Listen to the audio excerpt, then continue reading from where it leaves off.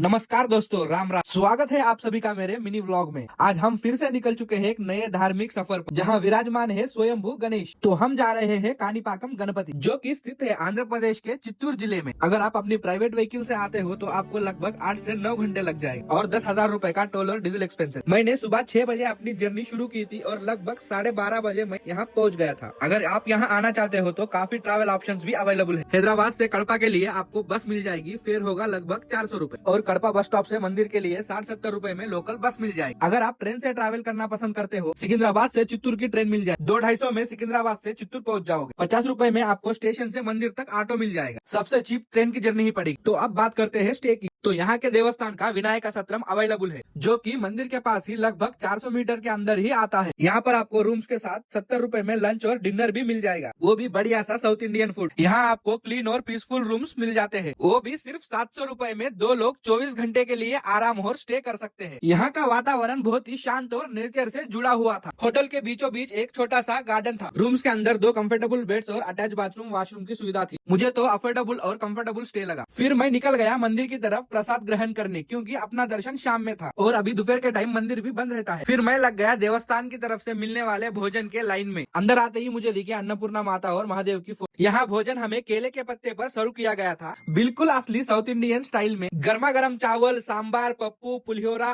और आखिर में दही परोसा गया। और सच में मंदिर का भोजन एकदम लाजवाब। प्रसाद ग्रहण करके मैं आ गया था मंदिर के प्रांगण में। मंदिर के सामने का कोनेरू एकदम स्वच्छ पानी से चमक रहा था, जो कि दोपहर की सूरज की रोशनी में अद्भुत तरीके से चमक रहा था। चलिए मैं आपको बताता हूँ इस मंदिर की कहानी। तो कैसे बापा इस स्थान पे प्रकट हुए और इसे और क्यों स्वयंभू गणपति कहा जाता है। ये बात है कई हजार साल पुरानी और ये कहानी जुड़ी हुई है जहाँ विराजमान है हमारे स्वयंभू। जहाँ इसी जगह एक सुंदर सा गाँव था और यहाँ के सारे लोग खेती बाड़ी करते थे। और ये उसी समय की बात है। और इसी गाँव में वो तीनों भाई रहा करते थे। एक अंधा था, एक बहरा था और एक गूंगा था, लेकिन तीनों मिलकर अपनी जिंदगी जीते थे और अपनी खेती करके अपना गुजारा करते थे। एक दिन जब उनके खेत में पानी कम हो गया तो उन्होंने एक कुआं खोदने का फैसला किया और तीनों भाई मिलकर कुआं खोदना शुरुआत कर दिए थे। तीनों भाई लगातार मेहनत से कुआं खोदने लगे। जब वो मिट्टी तोड़ रहे थे, जब अचानक उनका औजार किसी चीज से टकरा गया और देखते ही देखते जमीन से खून बहने लगा। ये देखकर तीनों भाई डर गए, लेकिन उस पल एक चमत्कार हुआ। जो अंधा था उसकी आंखों में रोशनी आ गई, जो बहरा था वो सुनने लगा और जो गूंगा था वो बोलने लगा। ये सब देख के गाँव वाले भी इकट्ठा हो गए और जब उस जगह को साफ किया गया तो वहाँ से स्वयंभू गणपति जी की मूर्ति प्रकट हुई। आज भी ये मूर्ति पानी से भरे हुए कुएं में स्थित है और माना जाता है कि ये मूर्ति धीरे धीरे बढ़ती रहती है। यहाँ की लोक मान्यता है कि कानीपाकम के गणपति बहुत ही सत्य और नेक के प्रतीक है। यहाँ लोग सच्चाई की कसम खाते हैं और झूठ बोलने वाले को भगवान स्वयं दंड देते हैं। यहाँ की मान्यता है कि किसी से सत्यता का प्रमाण लेना हो तो उसे इस मंदिर के सामने स्थित कोनेर में डुबकी लगाकर भगवान के सामने कसम खानी होती है। अगर कोई यहाँ आके झूठी कसम खाता है भगवान के सामने तो वो निश्चित पागल हो जाता है और अपनी मानसिकता से हाथ धो बैठता है। इसलिए दोस्तों ये एक सिर्फ मंदिर नहीं, एक जीता जागता चमत्कार है। तो दोस्तों अब बात करते हैं मंदिर के इतिहास के बारे में और दर्शन के बारे में। ये प्राचीन मंदिर लगभग 11वीं सदी में चोला राजा कुलतुंगा के दौरान निर्माण किया गया था और आज भी ये मंदिर अपनी अद्भुत शक्तियों के लिए जाना जाता है। और ये मंदिर के टाइमिंग सुबह 4 बजे खुल के दोपहर के 1 बजे तक खुला रहता है। फिर 4 बजे से रात के 9 बजे तक दोबारा दर्शन के लिए खुला होता है। फिर मैं आ गया था 150 रूपए के टिकट के काउंटर के पास। टिकट कटाकर मैं चले गया दर्शन के लिए अंदर, क्योंकि इस समय गणपति का अभिषेक और आरती होती है। और लकीली अपन सही टाइम पे अंदर आ चुके थे। मुझे बापा का निज स्वरूप के दर्शन करने का मौका मिला। वो दृश्य इतना पवित्र और अद्भुत था कि मैं बातों में बयां नहीं कर सकता। और थोड़ी ही देर में उन्होंने बापा का अलंकार किया